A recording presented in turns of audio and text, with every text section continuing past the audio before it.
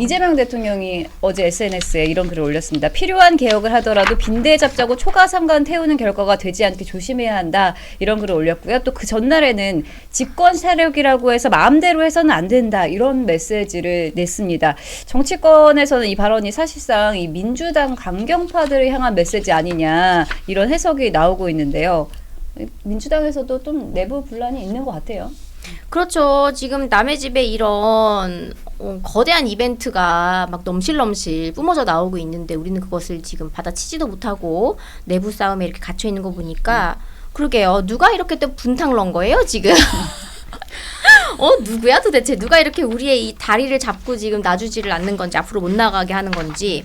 보면은, 글쎄요. 초가삼간 태우는 결과가 되지 않게 조심해야 된다? 그럼 지금까지 거부권 쓰지 않고 다 통과시킨 것들이 이미 우리 초가삼간 다 탔는데?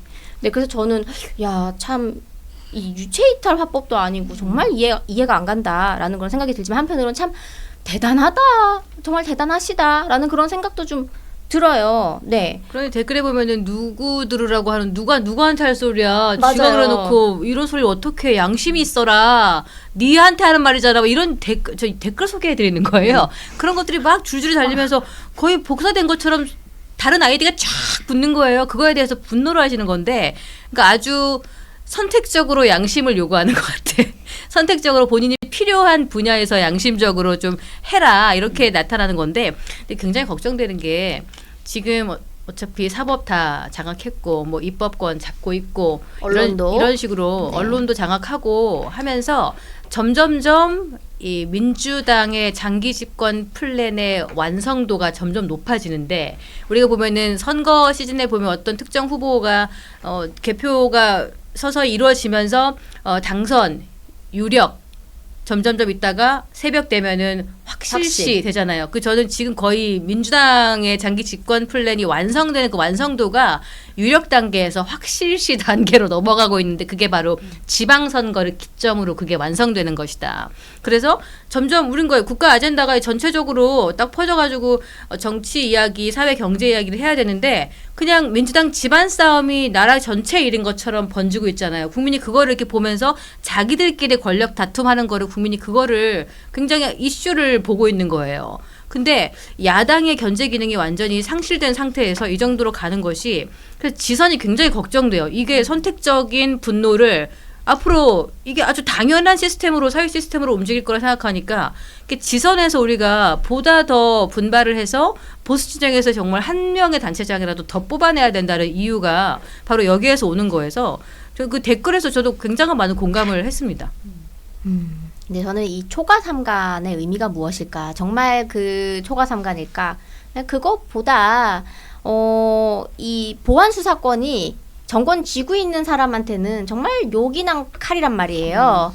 근데 이 초가삼간은 본인을 위한 이 칼이다. 저는 좀 그렇게 봐서 이게 뭐 그렇게 순수한 의도로 이렇게 읽혀지지도 않는 것 같아요. 그러니까 본인이 장군이야. 막 앞에 나서서 진두지휘하면서 쫙 가야 되는데 칼을 뽑으니까 플라스틱 칼이 나오는 거야. 왜 나한테 진검을 주지 않는 거야. 이 칼을 내가 써야 되는데 왜 내 거 뺏으려고 그래. 이 무기를 그냥 고수하고 싶은 욕심이 이제는 생기는 거다. 그래서 진짜 이렇게 해가지고 본인 마음대로 뭐 입법하고 해서 저는 진짜 그냥 뭐 보수 쪽에서 그렇게 아젠다를 잡으려고 하는 거겠지 싶었는데 연임도 할 것 같아. 이재명 대통령이 연임도 할 것 같아. 개헌하셔가지고. 네, 오늘 개헌을 발표를 했죠. 개헌해서 예, 그것도 할 것 같아서 소름이 돋는 거예요. 와, 그렇다. 그 사실은 좀 그래서 국민의힘에 다시 또 이렇게 얘기하는 것 같은데 좀 기대하는 바들이 있었던 것 같아요. 이런 폭주를 좀 막기 위해서 같이 이야기 좀 하자. 그리고 사실은 개헌은 어떻게 보면 이렇게 어느 시점에서 할지는 몰랐었지만 지방선거랑 같이 좀 할 수도 있을 거라는 예상을 좀 할 수 있었던 거기 때문에, 그래서 국민의힘이 내부에서 자꾸 이렇게 갈라지는 것이 아니라 힘을 좀 합하고, 그리고 이슈나 뭐 이렇게 주제에 따라서는 이렇게 야당들이 같이 또 협력해서 동조할 수 있는 것들을 해 나가면 좋을 텐데 그게 안 되는 게 참 안타까운 거고 그래서 이야기를 하는 거예요. 이게 뭐 이렇게 우리가 누구를 뭐 이렇게 비판하자 이게 아니라 결국에는 국가와 민족이 좀 잘 되기를 바라는 마음들이 있으니까 지금 민주당이 뭐 어떤 형태로든 간에 저희는 사법 개혁 아니고 사법 개악 3법이라고 얘기를 하는데 이런 폭거에도 저희가 뭐 할 수 있는 게 거의 없는 거죠. 그래서 이런 부분들에 대해서 또 국민의힘이 좀 둘이 단결하면 합쳐도 좋죠. 안 돼요. 그건 그렇지만 네. 그래도 우리가 합쳐도 안 된다라고 해서 아무것도 시도하지 않는 것이 아니라 시도하지 않는 게 민심을 아니라 반영하기 위한 노력이나 시도들을 해볼 필요는 있는 거죠. 하고 있죠. 근데 하고 있는데 결국에는 그 당내 이슈로 헤드라인이 꽉꽉 차는 거에 대해서 아침마다 우리가 이제 이 주요 헤드라인들 쫙 보잖아요. 그럼 참담해요. 우리가 어저께 이러한 것들을 다 했는데도 이게 한 줄 나지를 않네. 라는 그런 조선일보 같은 경우에는 어떻게 이 야당 기사가 사면에 겨우 나오나 이제 그런 생각이 좀 많이 듭니다. 지금 요즘은. 그래서 장동혁 대표의 두 발에 아주 무거운 100kg짜리 모래주머니가 채워져 있는데 하나는 전환길 주머니, 하나는 윤석열 옥중 메시지입니다. 그러니까 메시지를 이 사람들이 안 내야 돼. 윤 대통령님은 진짜 죄송합니다만 그냥 아무 메시지를 안 내셔야 되는데 전환길이 야 만나자 내 책임져라 우리 어떻게 할 거고 이러면은 하나님의 축복으로 당신을 만나게 돼서 너무 감사합니다. 이런 메시지 내고 막 싸워서 나가서 이겨라 뭐 이런 얘기 내니까 그냥 아무 말도 하지 않아주면은 좀 장동혁 대표가 뭐라도 나아갈 수 있는 좀 원동력이 생기지 않을까? 최소한 배현진 같은 사람한테 닦이지 않을 거 아니에요? 좀 안타까움도 많이 보여요. 야당의 기능을 철저하게 상실하게 만드는 두 모래주머니가 아주 너무 든든하게 버티고 있어주니까 뭐 민주당은 논한 거죠 한마디로. 아니 우리 민주당 주제인데 왜 계속 얘기하다가 국민의힘으로 다시 도돌이표가 되는 거예요 지금? 저는 또 자꾸 반복되는 거야. 이상하네. 김어준 씨 발언을 루프. 또좀 네. 볼 필요가 있을 것 같습니다. 네. 김어준 씨가 이재명 대통령을 향해서 객관성을 유지하려는 강박적인 성격에서 나온 행동이다 이러면서 여권 내부 레드팀 역할을 하고 있다 이렇게 좀 평가를 했는데 네. 이 모습은 어떻게 보고 계세요? 근데 그 강박이라는 거 있잖아요. 정신병을 일컬을 때 이 강박이라는 단어를 때 compulsive 이렇게 쓰잖아요. 근데 요게 저는 좀 재밌어요. 감히 대통령한테 그 민주당의 그 세상에서 이 강박이란 단어를 딱 갖다 붙이는 걸 보면서 우와 선 시계 넘네라는 생각이 좀 들었거든요. 네. 근데 이거를 또 그냥 읽으면은 객관 강박이라 그랬나요? 그 표현이? 네. 객관화를 너무 심하게 한다라는 그런 의미에서 이야기를 한 거예요. 근데 이거를 그냥 좀 문해력을 적당히만 활용하게 되면 대통령이 참 공명정대하고 객관적인 사람이구나 막 이렇게 할 수 있지만 이거 되게 매기는 거거든요. 우리 편 아니냐. 그럼 우리 편에서 이렇게 지금 개혁 완수하자고 검찰 개혁이랑 다 완수하자고 했는데 갑자기 왜 유체 이탈해가지고 제3자처럼 이걸 객관화를 시키고 있어 지금 싱크 못 맞추고 갑자기 혼자 중도 타령하고 있는 거냐 이렇게 매기는 건데 저는 지금 완전히 이 전쟁이 좀 시작되었다라고 생각을 하고요. 이거에 대해서 이 김민석 총리가 사실 이것도 재밌어요. 이 발언 나온 다음에 이 친여 성향 시민단체가 고발을 한단 말이죠. 네, 고발을 딱 했더니 김민석 총리가 이렇게 얘기를 해요. 처벌은 원치 않는다라고 얘기합니다. 그래서 처벌을 원치 않는다는 건 이게 처벌감이라는 거거든요. 맞아요. 그리고 그 친명계 인간이 그렇죠. 네, 그럼요. 여기에 대해서 그 친명계 한준호 그 민주당 의원이 이렇게 페이스북에 올렸어요. 이제는 찌라시 수준도 안 되는 음모론으로 이재명 정부를 공격합니까?라는 그러니까 본인 레드팀이라고는 했지만 실제로 이게 보면은 레드팀이 아니라 여기에도 지금 당내 권력 간의 갈등이 불거지고 있다라는 얘기거든요. 그래서 뭐 이재명 대통령님은 뭐 이렇게 윤석열 정권의 정치 검사들에게 집요하게 물어뜯기고 난도질 당했다. 그러면서도 뭐 끝까지 버텼다라고 하면서 이렇게 페이스북에 쭉 이렇게 비판하는 글을 올려요. 그래서 정말 이게 레드팀인가 말씀하신 것처럼 이렇게 처벌은 원치 않는다? 처벌감이라는 거. 여기 이게 굉장히 이렇게 서로 갈등을 좀 심각하게 보고 있지 않나. 그리고 최근에 뭐 저희가 그때 얘기는 못했었지만 뭐 그 제명인에서 이제 이렇게 좀 강퇴 당하는거나 아니면은 유재명 이런 것들이 이게 사실은 새로운 권력 구도를 이렇게 만들어가고 세력을 확장하는 거에 이렇게 시작점들이 아닌가 이렇게 보기는 지금 해요. 보면은 김어준 씨랑 김민석 총리랑 내가 위야 지금 이렇게 하고 있는 거예요. 그러니까 권력, 처벌을 원치 또. 않는다, 용서해주겠다라는 건데 그러면은 너는 내 아래다라고 지금 맞아, 찍어 누르는 거거든요. 용서는 이렇게 좀 힘이 있는 사람이 이렇게 아래 사람에게 할 수 있는 게 너를 용서거든요. 용서하노라 이런 거잖아요. 그러면서 그 얘기도 했었어요.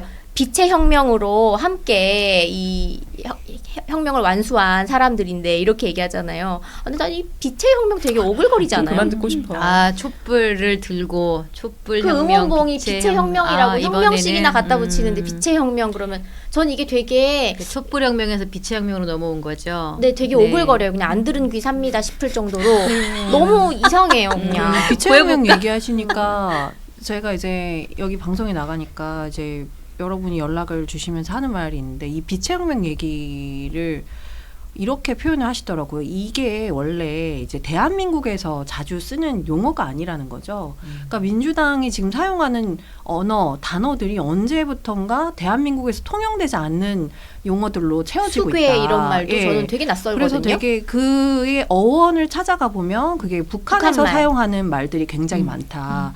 왜 그 부분에 사실은 북한이 능한 선정과 선동에서 파생이 된 부분인데 그런 부분을 왜 국민의힘이나 개혁신당에서는 지적하지 않는지 모르겠다라는 이야기를 해주신 적이 있으셨거든요. 그래서 그런 부분도 왜냐하면 언어라는 게 결국에는 정신을 나타내는 거기 때문에 그런 부분에서도 계속 견제를 해줘야 된다라고 보고 있고 이제 김어준 얘기로 다시 돌아가자면 사실 김어준이란 사람이 그냥 이재명 정부에 들어와서 갑자기 이러는 게 아니에요. 이 사람은 원래부터 이랬어요. 원래부터 민주당에서 잘 아시잖아요. 민주당에서 원래 이런 사람이었던 이것도 선택적 거예요. 분노라니까요. 그래서 예, 예. 필요할 때 쓰고 지금은 불편하니까 거스르는 거예요. 근데 문재인 정부에서도 마찬가지로 이렇게 계속 해왔는데 왜 이재명 정부에서만 문제가 되느냐. 결국에는 권력 다툼인 거거든요. 이제 본인이 정청래 대표에 대한 다시 재연임을 시키기 위한 목적이 달성이 돼야 되는데 그 목적 달성에 계속 걸림돌이 있으니 그 걸림돌을 어떻게든 정치적으로 그리고 본인의 본인이 가지고 있는 것으로 좀 해결을 하려다 보니 이렇게 좀 억지스러운 예를 들어서 이재명 대통령이 순방을 가는데 정청래 대표와 악수를 했냐 안 했냐는 중요한 게 아니거든요. 그러니까 그런 내용으로 그 순방의 본질을 좀 흐리는 이야기들을 계속 하고 있는 건 결국에는 본인이 원하는 바를 이루기 위해서가 아닌가 싶습니다.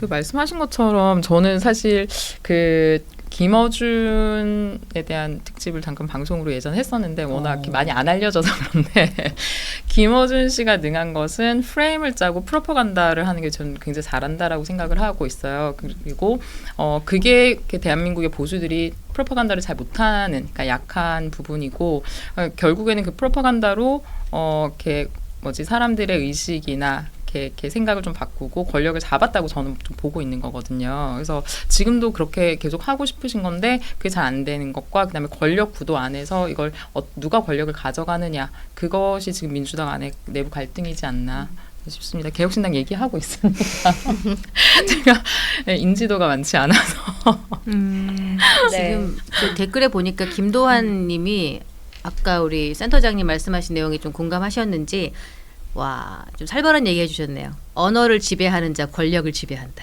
네, 맞습니다. 그렇죠. 민주당이 맞아요. 그걸 잘하죠. 그러니까 이렇게 선동 메시지를 던지면서 그 국민들을 자극하고 반대 진영에 있는 또는 우리가 불편한 존재를 악마화함으로써 대립 관계를 만들고 그래서 이 사람들을 챙겨주는 구도로 가는데 그 중에 하나가 아까 우리가 얘기했던 생리대를 무상으로 준다든지 아니면은 15만 원씩 뭐 돈을 줘가지고 정부에 기대게 만드는 그런 형태를 유지함으로써 장기 집권으로 간다. 지금 그렇게 가고 있는 거죠. 똑같아요.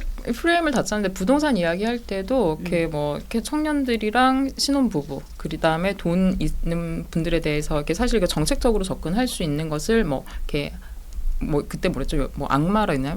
그런 식의 그러니까 이런 돈이 모든 마귀 언어들 이런 식으로. 그러니까 맞아.